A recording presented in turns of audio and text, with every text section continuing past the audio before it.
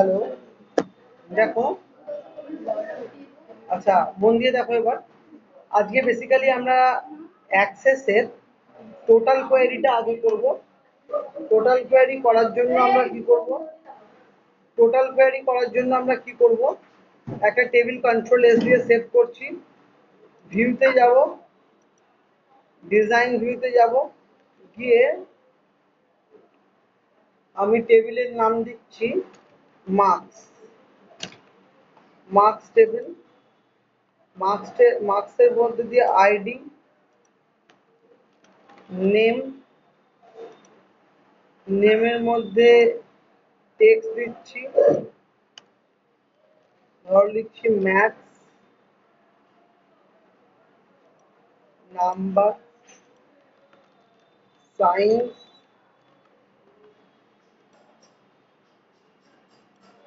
Number, arts, number. হলো।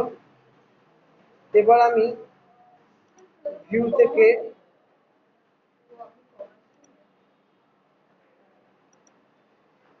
দিয়েছি। এবার ধরো আমি এখানে লিখছি নেম রাহুল, ম্যাথসে পেয়েছে 90, সায়েন্সে পেয়েছে 70, আর্টসে পেয়েছে 60। সুমন ম্যাথসে পেয়েছে 80, সায়েন্সে পেয়েছে 90 এবং আর্টসে পেয়েছে 80।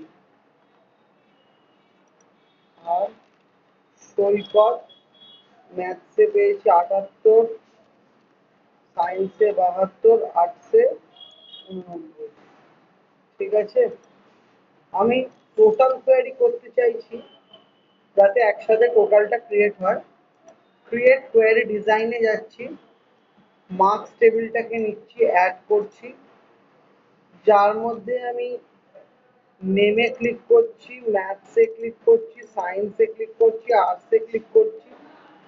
এখানে একটা ফিল্ড নিচ্ছি, যার নাম দিচ্ছি টোটাল কোলন কি না maths plus science plus arts যেই করছি। তো টেবিলের নাম কি মার্কস। আমি মেক টেবিল কোয়েরি করছি, যার টেবিলের নাম দিচ্ছি সাম। ওকে করছি, রান করছি, ইয়েস করলাম। দেখো অটোমেটিক সাম টেবিলটা ক্রিয়েট হয়ে গেল। যারা রাহুলের টোটাল বের করলো 220, সুমনের টোটাল 250, সৈকতের টোটাল 239। এইটা হলো টোটাল কোয়েরি, রাইট? এটা আমরা কি বের করলাম? Total query. বোঝা গেল? আচ্ছা, এবার আমি চাইছি আমি এস দিয়ে যে নামগুলো আছে দেখব। আগের দিন বুঝিয়েছি, সেটা হলো like query, create query design. আমি মার্কসের ওপর নেব, নেম নেব, ম্যাথ, সায়েন্স, আর্টস। এবার নেমের জায়গায় ক্রাইটেরিয়াতে লিখব লাইক এস স্টার, মানে এস দিয়ে যে নামগুলো আসছে। মেক টেবিলে গিয়ে লিখব এস স্টার্ট নেম।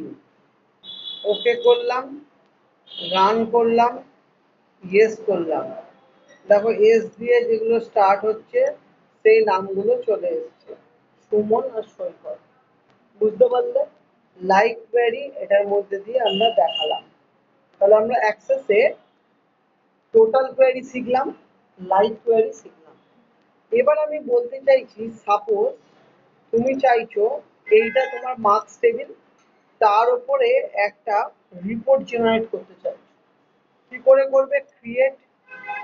ক্রিয়েটে গিয়ে চলে যাবে রিপোর্ট ডিজাইন। কার ওপর রিপোর্ট ডিজাইন করবে? আচ্ছা, রিপোর্ট ডিজাইনে তোমাকে নিজের থেকে কেটে করতে হবে। ক্রিয়েটে গিয়ে আমরা যদি রিপোর্টে ক্লিক করে দিই, অটো রিপোর্ট তৈরি হয়ে যাবে। দেখো মার্কসের রিপোর্ট চলে এলো, রাইট? এবার এই রিপোর্টে গিয়ে যদি আমি সুন্দর করে রিপোর্ট জেনারেট করতে চাই, তো এর মধ্যে আমি যে কোনো রকম ডিজাইন করতে পারবো। লাইক এখানে আমি একটা পিকচার দেবো রিপোর্টে, ধরো যে কোনো একটা পিকচার। কি দিতে পারি, আমি একটা লোগো দিতে পারি।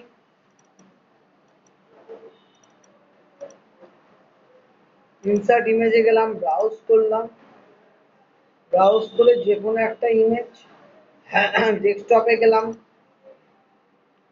ধরো এই এখানে একটা ইমেজ আমি ইনসার্ট করতে চাইছি। কোথায় এসে গেছে। তাহলে দেখো রিপোর্ট কিসের জেনারেট হয়েছে, জস টেলিগ্রাফের। তাহলে এটাকে আমি ডান দিকের কর্নারে করে দিলাম। এটাকে আমি শিফট মেরে ড্র্যাগ করছি, কিন্তু ছোট হচ্ছে। আবার শিফট মেরে ড্র্যাগ করছি, আরো ছোট হচ্ছে। শিফট মেরে ড্র্যাগ করছি, আরো ছোট হচ্ছে। তো আমি চাইছি এটা আর একটু বড় হবে, পুরোটা জুড়ে হবে, হোক, অসুবিধা নেই। তো আমি যতটা বড় করব আমার ইচ্ছা আমি বড় করতে পারবো। তো এখানে ইমেজটাকে আমি যদি না দিয়ে আমি ইমেজটাকে এডিট করে দিই, সেটাও আমরা করতে পারবো। যেমন আমার ইমেজটা আছে কোথায় না, লোগো। এখানে লোগো, এখানে একটা লোগো আছে জিডিটিআই। এটাকে আমি এডিটে গেলাম, এডিট অপশানে গেলাম। তো দেখো এটা বড্ড বড়, তো আমি একটুখানি খালি শুধু ইমেজটা নয় ক্রপ করে নিলাম। করে আমি ফাইলে গেলাম, সেভ অ্যাজ করলাম, জেপিইজি করলাম, এটার নাম দিলাম ডেস্কটপে, যার নাম দিলাম লোগো 2 বা লোগো 22। তাহলে এই লোগো 22কে আমি ইনসার্ট করতে চাই। Insert image, browse, desktop, logo 22 insert. দেখো এটা আমার আর কোনো রকম সমস্যা করবে না। আমি যদি এখানে ক্লিক করে দিই, দেখো সুন্দর জিডিটিআই এর লোগো দিয়ে রিপোর্ট তৈরি হয়ে গেছে। তাহলে এইটাকে আমি কন্ট্রোল এস দিয়ে সেভ করতে পারি, এর নাম হলো রিপোর্ট। ওকে, তাহলে এবার আমি যদি রিপোর্টটা দেখার পর আমি চাইছি আমি ফর্ম দেখব, ফর্ম বানাবো, তাহলে আমি মার্কস টেবিলে আবার যাব, গিয়ে ক্রিয়েটে যাব, গিয়ে ফর্ম অপশানে ক্লিক করে দেবো। দেখো কি সুন্দর ফর্মটাও আমার রেডি হয়ে গেল। ফর্মের সাথে রিপোর্টের পার্থক্য কি, ফর্মে ইন্ডিভিজুয়াল ডেটা থাকে, রিপোর্টে সব ডেটা একসাথে থাকে। এবার ফর্মে যদি আমি এখানে একটা বাটন ইনসার্ট করি, করতে পারি আরামসে। দেখো ফর্ম কন্ট্রোল আছে, ফর্ম কন্ট্রোল থেকে বাটন কন্ট্রোল আছে, টেক্সট বক্স কন্ট্রোল আছে, লেভেল কন্ট্রোল আছে, বাটন কন্ট্রোল আছে। বাটন কন্ট্রোল নিলাম, এখানে একটা ফর্ম ক্রিয়েট করছি। যে ফর্মে আমি চাইছি কি না, আমি তোমার কি করতে চাইছি, ফর্ম অপারেশনে চাইছি, প্রিন্ট ফর্ম করতে চাইছি, নেক্সট করতে চাইছি, নেক্সট করতে চাইছি, ব্যাক করছি, প্রিন্ট অপারেশন, প্রিন্ট এ ফর্ম, তাই তো। আচ্ছা, প্রিন্ট না করে ফর্ম অপারেশনে যাচ্ছি, open form, next.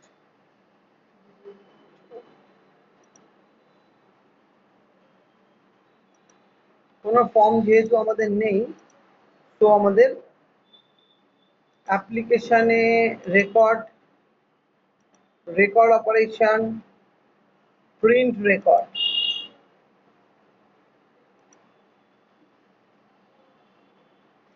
Printer, next. দেখো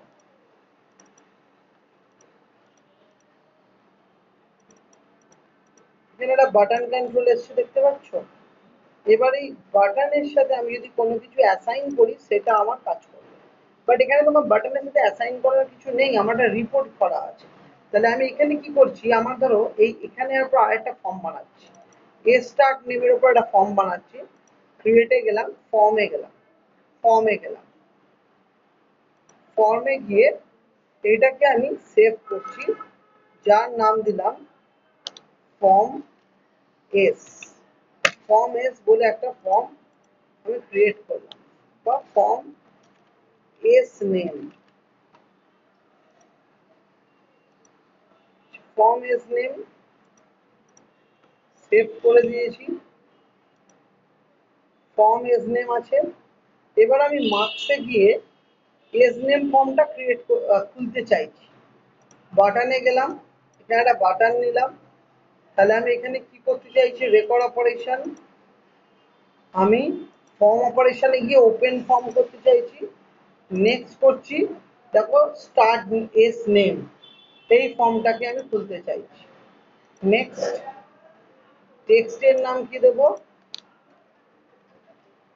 name with S, name with S. Next, এখানে কমান্ড দেখাচ্ছে নেম উইথ এস, ফিনিশ। দেখো নেম উইথ এস যেই ক্লিক করব, দেখো আচ্ছা এখানে আমি সমস্তগুলো অফ করে দিচ্ছি, এখানে সেট করে অফ করছি। আচ্ছা এবার দেখো আমি এগুলো সব ক্লোজ করে দিচ্ছি।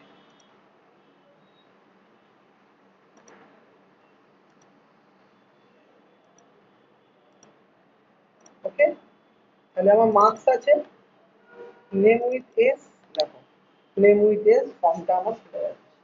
ঠিক আছে, এটা তাহলে কি হলো, একটা বাটন কন্ট্রোল। তাহলে আমরা কি কি আজকে দেখলাম, আজকে আমরা দেখলাম টোটাল কোয়েরি, তার সাথে আমরা দেখলাম লাইক কোয়েরি, তার সাথে আমরা দেখলাম রিপোর্ট কন্ট্রোল, তার সাথে আমরা দেখলাম ফর্ম কন্ট্রোল, তার সাথে আমরা দেখলাম বাটন কন্ট্রোল। ঠিক আছে, এরকম অনেক কন্ট্রোল থাকতে পারে। এখানে আমি কুইট করতে পারি ফর্মটা, তো তার জন্য আমাকে সেম ফর্মের ডিজাইনে যেতে হবে, এর ডিজাইনে, তো ফর্ম গেলাম, ফর্মের ডিজাইনে ক্লিক করব, সেখানে আমার একটা বাটন থাকবে, এখানে বাটনটা নিলাম। তাহলে এখানে ফর্ম অপারেশন আমি কি করতে চাইছি, ক্লোজ ফর্ম, তাহলে ক্লোজ ফর্মে গিয়ে নেক্সট করতে চাইছি। তাহলে আমি এখানে স্টপ বলে একটা বাটন রাখছি, নেক্সট করছি, স্টপ বলে লিখছি, স্টপ বলে ফিনিশ করছি। তখন আমি যদি স্টপ মারবো, স্টপ মারবো, আচ্ছা দাঁড়া আগে সব ক্লোজ করে দিই।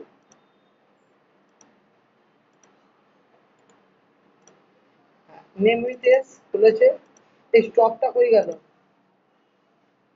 স্টপটা সেভ হয়নি, স্টপ হয়নি, ক্রিয়েট ফর্ম বাটন, কি করব, form operation, close form, stop, miss, save. হ্যাঁ,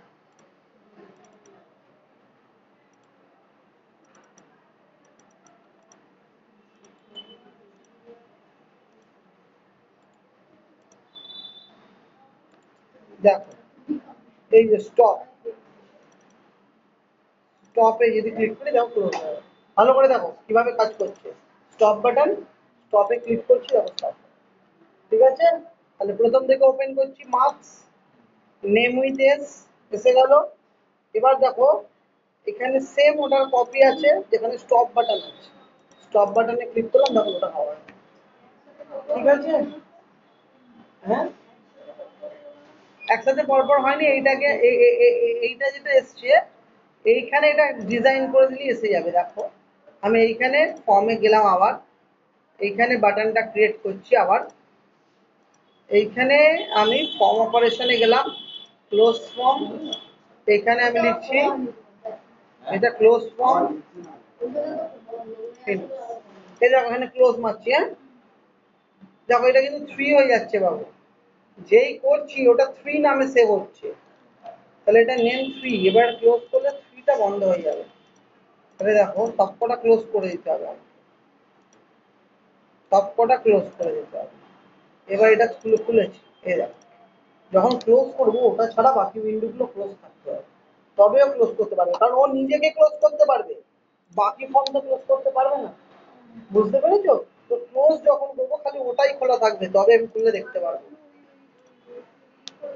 না ডিলিট কেন করবি, যখন থেকে ক্লোজ করে দেবে, ইয়েস ক্লোজ বাটন, তবে কাজ করবে।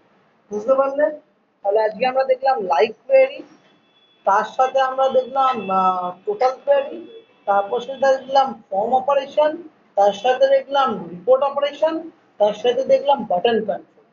ঠিক আছে, থ্যাংকস ফর ওয়াচিং।